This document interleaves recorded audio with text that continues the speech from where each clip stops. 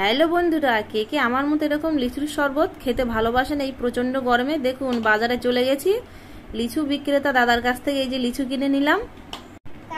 লিচু কিনে বাড়ি এসে ছাড়িয়ে জলে ধুয়ে নেব।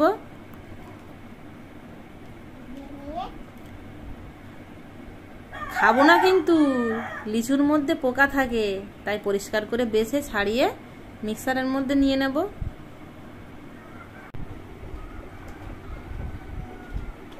একটা কলা টুকরো টুকরো করে কেটে, 4টে কাজু টুকরো টুকরো করে কেটে মিক্সারের মধ্যে দিয়ে কলা, টক দই, কিশমিশ, কাজু, চিনি, বিট লবণ দিয়ে জল দিয়ে পেস্ট করে নিয়ে আসবো।